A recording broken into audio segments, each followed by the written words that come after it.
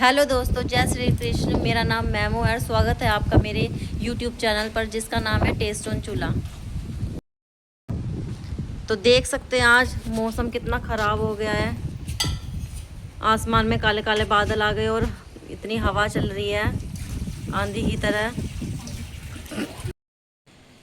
ये देखिए कितनी हवा चल रही है और आसमान में बादल ही बादल है चारों तरफ। और हमने अपना चूल्हा भी जला लिया था सब्जी छोंकने के लिए, लेकिन बादल और आंधी आ गई तो इसलिए हम सामान अंदर ले गए हैं। देखते हैं आज सब्जी बनती है चूल्हे पर या नहीं बनती। थोड़ा वेट करेंगे और देखेंगे कि हवा कम होती है तो फिर सब्जी बनाएंगे, नहीं तो मुझे तो लगता नहीं हवा मतलब कम होएगी, क्योंकि ये तो बहुत तेज़ हो गई, और भी ज़्यादा तेज़ हो गई है। बादल भी गरज रहे हैं। तो हवा थोड़ी कम हो गई थी और धूल भी नहीं उड़ रही थी, तो इसलिए हमने कढ़ाई अपने चूल्हे पे चढ़ा ली सब्जी छोंकने के लिए। तो आज हम बनाने वाले हैं टिंडे की सब्जी। बच्चे अपना खेत में से टिंडे तोड़ कर ले आए थे। मेरी बहन ने सब्जी काट ली थी और तड़के की तैयारी कर ली थी, और मैं अब अपनी सब्जी छोंक रही हूँ। सब्जी छोंकने के लिए हमने कढ़ाई में तेल चढ़ा लिया था और तेल को अब गरम करेंगे। और ये पीतल की कढ़ाई है, तो इससे जब भी तेल गरम होता है तो ये ग्रीन कलर का हो जाता है। और इसमें अब हम जीरा डालेंगे। जीरे को हम ब्राउन होने तक भूनेंगे, और जीरा भूनने के बाद फिर हम उसमें प्याज डालेंगे। प्याज डालने के बाद इसे हम डार्क ब्राउन होने तक भूनेंगे अच्छी तरह। जैसा कि मैंने पहले भी बताया है, मुझे सब्ज़ी में प्याज भुने हुए डार्क कलर के ही अच्छे लगते हैं, क्योंकि सब्ज़ी का टेस्ट उसमें फिर अच्छा आता है। तो इसीलिए हम इसे डार्क करने तक भूनेंगे।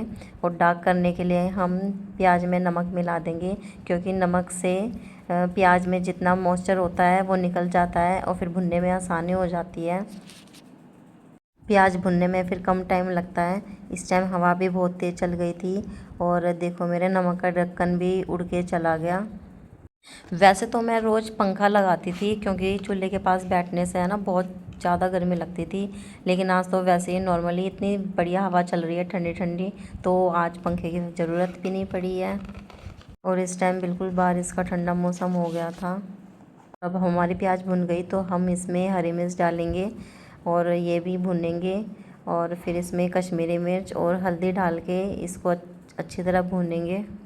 इस टाइम हमारे बच्चे भी बाहर पीछे खेतों में घूमने गए हुए हैं, क्योंकि मौसम बहुत ठंडा हो रहा है, सुहावना हो रहा है। पीछे वो धागे में पन्नी बांधकर उड़ा रहे हैं सारे बच्चे। हवा चलती है तो बच्चे हमारे ऐसे ही करते हैं। और हम टिंडों की सब्ज़ी में कभी भी टमाटर नहीं डालते, क्योंकि टमाटर अच्छी नहीं लगती। टमाटर की जगह हम अमचूर का इस्तेमाल करते हैं, मतलब खटाई का। उसका फ्लेवर टिंडे में बहुत अच्छा आता है। तो अब हमारा मसाला भुन गया है, तो अब हम इसमें सारे टिंडे डाल देंगे और टिंडे को फिर अच्छी तरह मसाले में मिक्स करेंगे।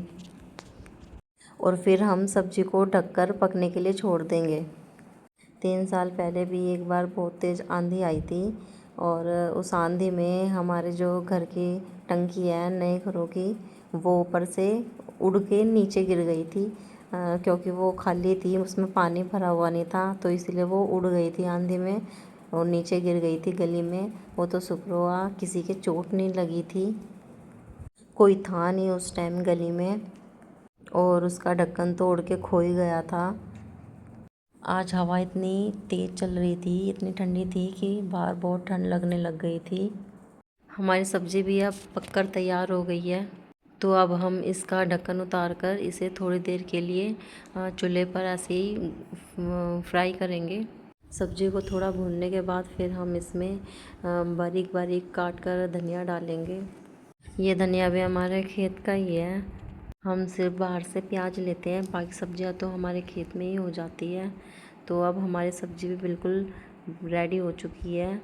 हमने इसमें धनिया भी बारीक बारीक काट कर डाल लिया है।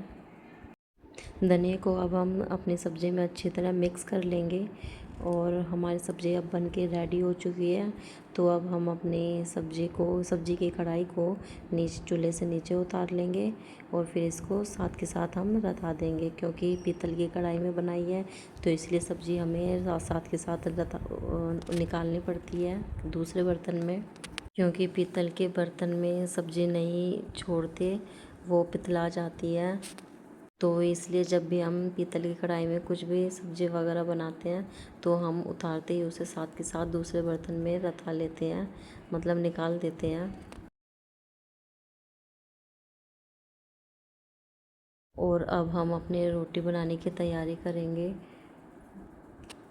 मैंने आटा पहले से ही गूँथ कर रख लिया था, तो इसलिए अब फटाफट हम रोटी बना देंगे। आज हमारा खाना बिल्कुल सही टाइम पर बना है और बच्चों ने भी इस टाइम आरती कर ली है। तो फिर बच्चे अब नारायण भगवान की थाली तैयार करेंगे भोग के लिए। नारायण भगवान को भोग लगा के फिर सब मिलकर खाना खाएंगे। आपको मेरी वीडियो कैसी लगती है प्लीज़ कमेंट में ज़रूर बताएं, अपनी राय ज़रूर लिखिए कमेंट्स में, और मेरी वीडियो को लाइक ज़रूर करें और अपने दोस्तों के पास शेयर ज़रूर करें। और हाँ, मेरे चैनल को सब्सक्राइब करना बिल्कुल ना भूलें। तो सभी लोगों को मेरी जय श्री कृष्ण, राम राम।